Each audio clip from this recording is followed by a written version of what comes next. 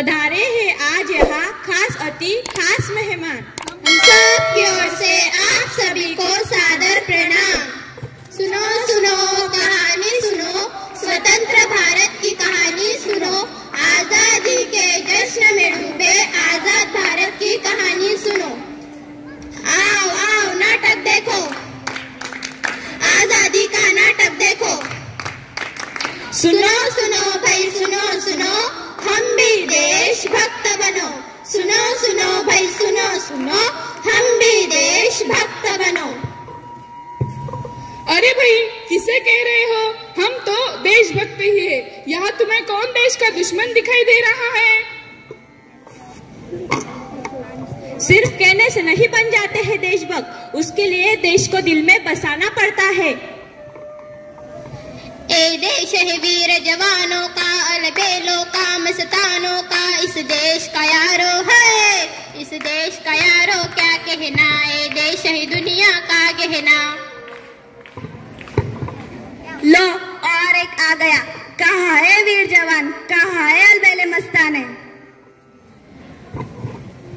हाँ, मुझे तो चारों ओर गंदगी, भ्रष्टाचार और चोरी ही नजर आती है। जिसे खुद कुछ नहीं करना होता उसे ही सारी कमियां दिखाई देती है। अरे वीर जवान, देश की हर सीमा पर है वीर जवान। चले हम विदा जा वतन साथियों, अब तुम्हारे हवाले वतन साथियों।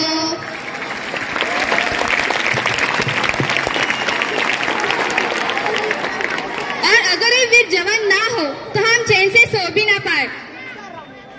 तो तुम क्या चाहते हो, हम देश के सैनिक बन जाएं? किसने कहा सैनिक बन जाओ? देशभक्ति की तो हजारों काम है। आओ दिखाओ कैसे। देखो यहाँ कचरा पड़ा है, कचरा मत फैलाओ, जहाँ कचरा दिखे उसे साफ करो, ये है देशभक्ति। अच्छी बताओ। हाँ, और जहाँ भी फालतू लाइट पंखे चालू दिखे वो बंद कर दो, ये देशभक्ति है। अच्छी बात है भाई, अच्छी बात है। प्लास्टिक की बोतल में पानी भरते हो, जरा सा पीते हो और फेंक देते हो कि भाई गर्म हो गया, पानी बचाओ भाई पानी बचाओ, ये भी देशभक्ति है। सिग्नल पर रेड सिग्नल हो तो गाड़ी का इंजन बंद करो, ईंधन बचाओ, ये देशभक्ति है। और यह बात बात पर कागज फाड़ कर फेंक देते हो, पता है ना कागज पेड़ों से बनते हैं। कागज बचाओ पेड़ बचाओ, ये भी तो देशभक्ति है। और छात्र होने के नाते भी हम मुख्य कार्य कर सकते हैं, जैसे स्कूल के नियमों का पालन करना, लाइन में चलना, अध्यापक बड़ों का सम्मान करना, ये भी तो देशभक्ति है। ये तो हमने सोचा ना था, बुरा किया भाई बुरा किया। वही तो, अगर आप अपनी हर ड्यूटी अच्छे से निभाते हो तो आप देशभक्त हो। अगर आप कोई गलत काम नहीं करते तो आप देशभक्त हो। ऐसे हजारों छोटे छोटे काम हैं जिन्हें कर कर आप अच्छे देशभक्त बन सकते हैं। देशभक्ति तो तभी संभव है जब हर कोई अपनी ड्यूटी समझेगा भी और निभाएगा भी। समझ गए भाई समझ गए। सुनो सुनो कहानी सुनो, स्वतंत्र भारत की कहानी सुनो, आजादी के जश्न में डूबे आजाद भारत की कहानी सुनो।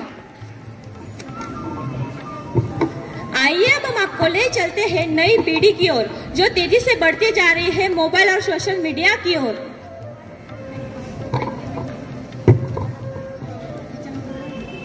जो युवक पहले खेलता था मैदानों में, आज वो लगा रहता है पबजी और इंस्टाग्राम में। स्मार्टफोन बन गया है इस युग में इतना खास, अगर फोन हो हाथ में तो होते हैं हम ठीक ठाक।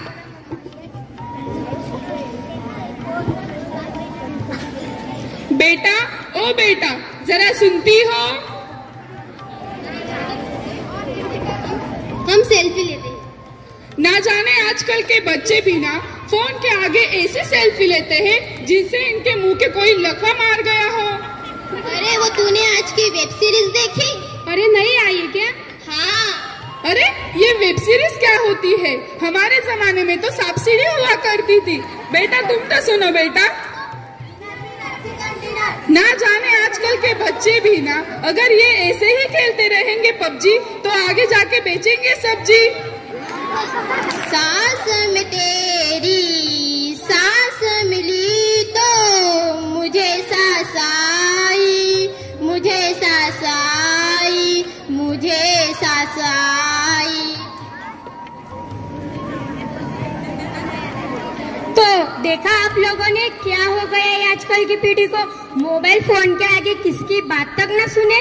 कहाँ गए इनके संस्कार।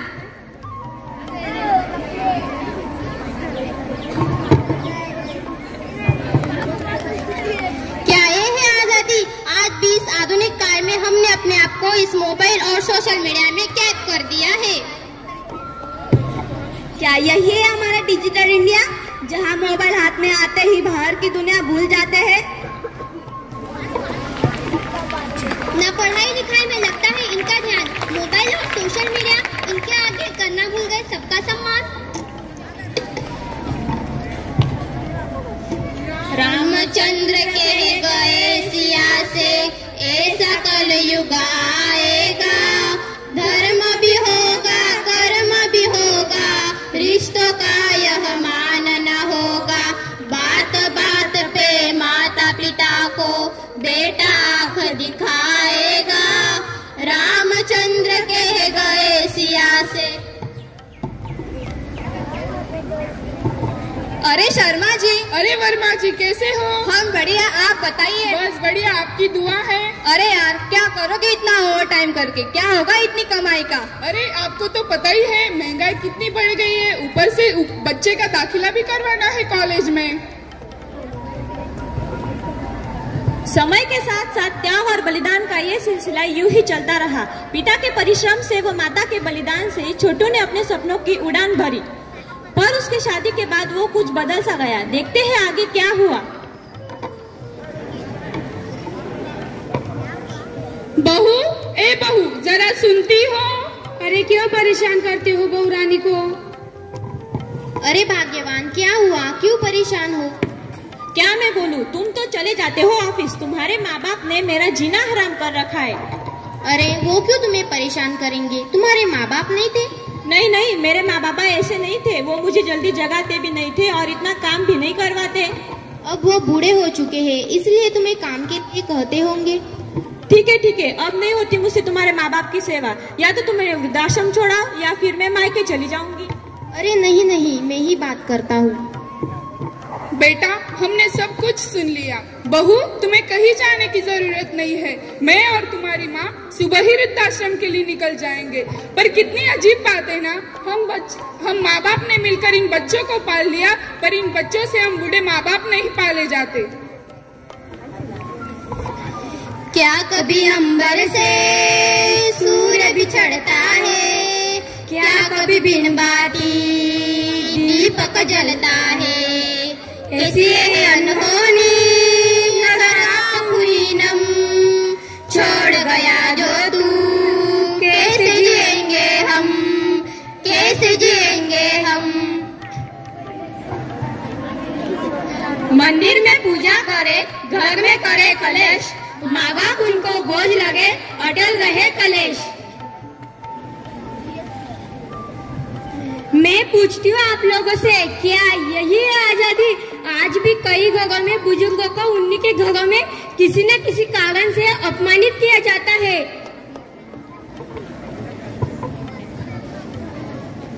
हम देश की आजादी का महापर्व मना रहे, पर क्या हम सच में हर रूप से आजाद हैं? तो आइए इस अमृत महोत्सव के पावन अवसर पर भारत को आत्मनिर्भर, सशक्त एवं समृद्ध बनाने का प्रण लेते हैं।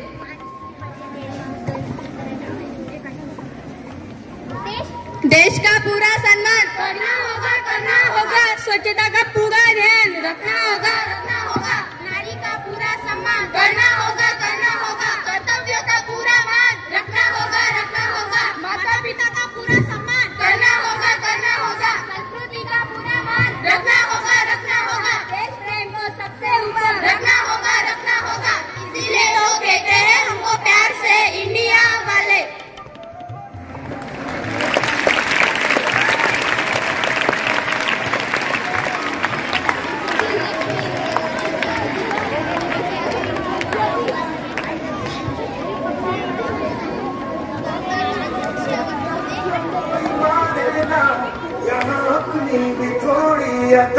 थोड़ा उदास है। ऐसे है चाहे कैसे है, भले जो भी है जैसे है, उस पे हम नाज है। छानना हमको ये जमाना, चाहो तो हम